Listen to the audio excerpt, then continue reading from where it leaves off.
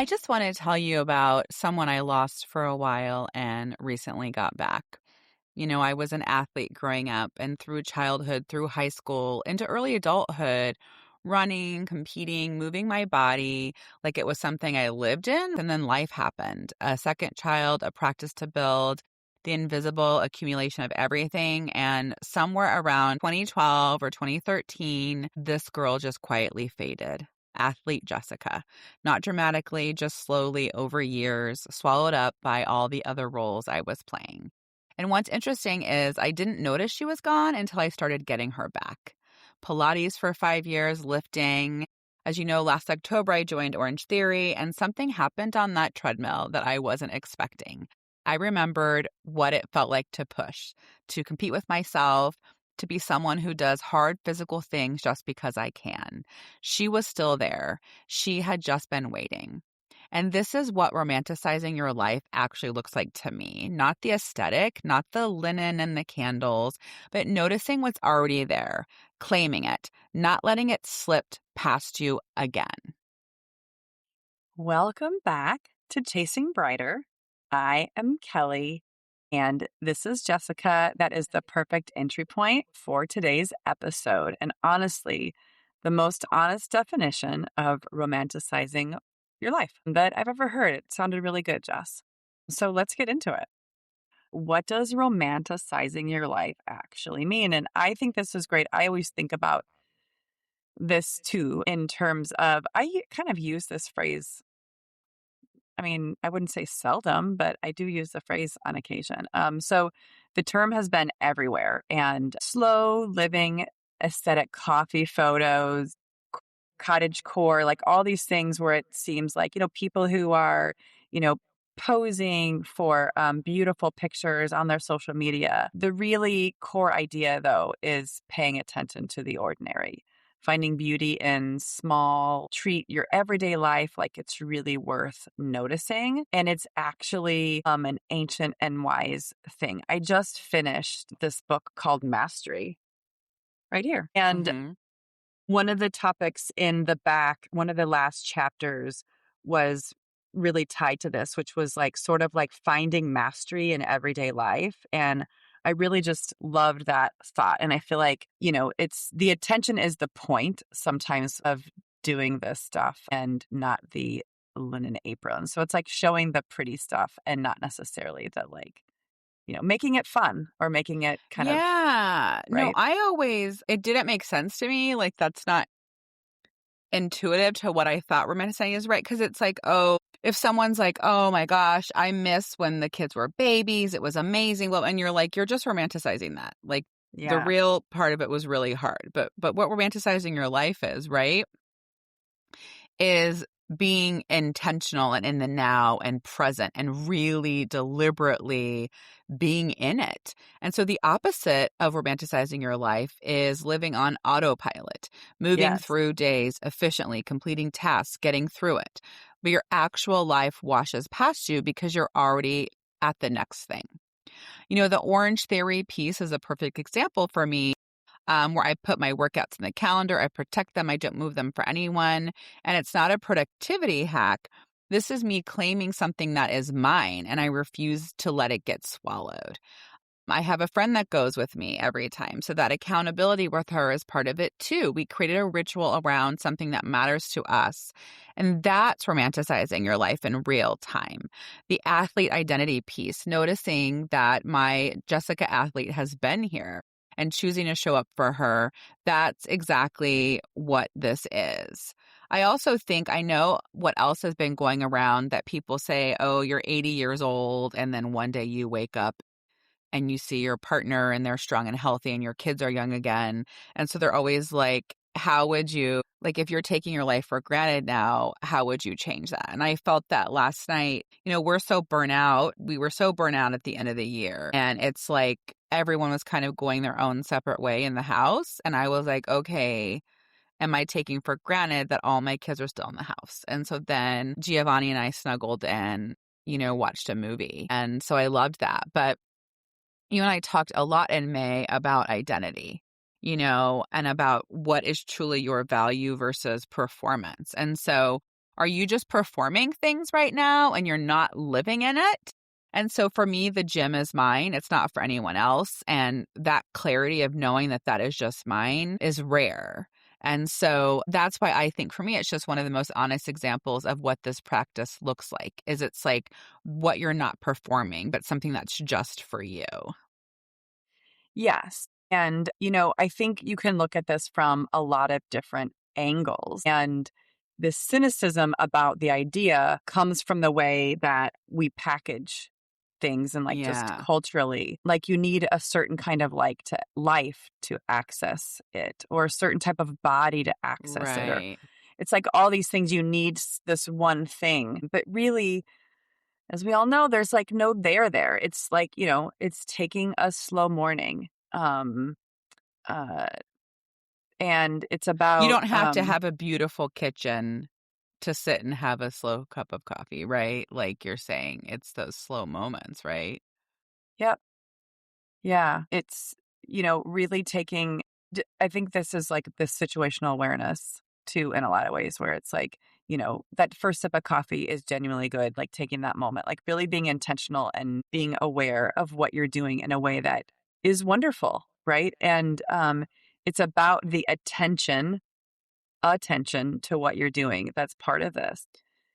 After finishing that book Master I was talking about, I started getting into laundry and I went to Claude. I had Claude do this full laundry plan for me. I have two sets of LG washers and dryers in this house, and they both are very different. And I uploaded the model numbers and I was like, okay, show me I want to be the best laundress I can be, sort of thing. And I am amazed at some of the things I've been cleaning. I get addicted to it. But, it's all of a sudden I've kind of put this attention on doing the laundry. And, Yeah. I don't have like, I'm sure the washer and dryers I have are like 8 years old, but it's like sitting, like thinking about the things that you do have in your life in some way and really putting some attention on them and finding joy in those Yeah. moments and Right. not waiting for something to happen or something to change for that to happen. Yeah. And I did want to add really quick, Kel, too, that we do have a free download for June. We're so excited about it because this one's called Choose Your Own Adventure Summer Planning. And it is a template with big anchors, small rituals, and a joy inventory. It's a whole summer in one document, free when you sign up for our newsletter at chasingbrighter.com. Yep. So go grab it. Your summer will thank you. Yes. And so, like, what you're talking about, Kelly, is orientation more than activity, right? You decide once that your life is worth paying attention to, Yep. and then you find small ways to act on it. So, have a noticing practice, right? Once a day, notice one specific thing that you would have let pass unregistered. Not a gratitude list, just one thing held for a moment. And summer is a perfect time to try this because the conditions are actually there. Light, warmth, a slightly different pace. The world is offering you something. The practice is just receiving it. So, what this might look like in your life, sitting instead of like chugging your coffee because you forgot about it. It's like really focusing on what does your iced coffee actually taste like. The moment before a game, you take a breath. Or for me, like the feeling after a hard workout class to help me remember where I am. So I think for me, what I've been trying to do, which I kind of said a little bit more, and maybe that is because I'm having a child kind of launching off to college, is I would let it pass by that we're all in the house at the same time and maybe just like grabbing food. And we have gotten really messy and sloppy about not eating together as a family. And so I have been very intentional about all of us coming together and sitting and eating. And so that is one simple example of how I've been romanticizing my life. I love my first cup of coffee. And a lot of times I do try to sit and really savor that first cup, especially in the summertime, going outside and sipping it. You don't have to have a beautiful back. You don't have to have a patio. You don't have to have beautiful furniture. You can sit on your front porch and just really kind of enjoying that. And, research backs this up. There is Professor Fred Bryant at Loyola University of Chicago that he did some study that the ability to notice, appreciate, and extend positive experiences is a learnable skill that directly correlates to well-being. And so it's really this moment about being in your awareness and the attention to what you're doing, not going through life on autopilot and being grateful for that. I think I'm having even a hard time with Wes not wanting to play baseball anymore because I love being outside and sitting at a baseball field and seeing different places and just having an excuse to be outside and sit and watch something Yeah. because that's really like just having that moment. It doesn't have to be a beautiful park and a luxurious Yeah. thing. So that's sort of what I like to enjoy too, and really trying to think more. And I don't necessarily do it all the time where you're in these moments. I had a moment. I took a picture when we were at Utah this past weekend when Beck was at a soccer tournament because, he's sitting there playing and it had snowed on the mountains that morning. And it was just this beautiful mountainous backdrop. And Utah's like, Salt Lake City area is like a mountain hug. And so Yeah. really the whole, having that attention of like sitting there for a moment and not just being an autopilot, but taking a step back and really paying attention to where you are and find joy in that moment. Yeah. Yeah. Let's So move to our brighter moves for this week. And my brighter move for you all is a noticing practice. And just once a day, pause and notice one specific ordinary thing. Not abstract gratitude, but something very specific.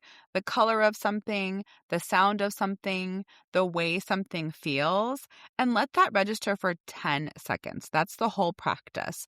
I know that can even be for like fashion. Kelly and I love fashion, and I'm wearing the outfit that I've talked about from Aerie that I'm obsessed with. And so that's my noticing today. It is so soft and cozy, and it's a beautiful color. And so I just want to sit with it and notice it. And so I think that can even include fashion.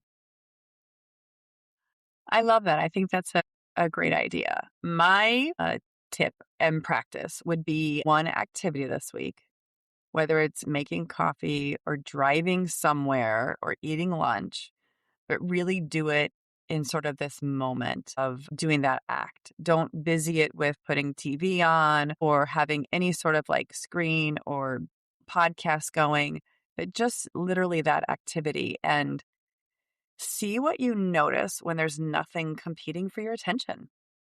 Yeah. Yes. In summary for this, as you kind of go through this episode and talk through it, the practice is actually just sort of like staying where you are long enough so that you can feel it and find the joy in being in that moment. Next week, we're talking about how June feels different this year. A season is ending, a new one is beginning, and we want to give you permission to actually land in it. So next week, we're talking about what it means to slow down before life makes you. Yes, and it's a good one for sure. We're looking forward to sharing it with you guys. And it's on Thursday. Thank you for listening. Remember to visit us at chasingbrighter.com for the blog and newsletter. And at Chasing Brighter on Instagram and our other socials. Have a great week. See you Thursday.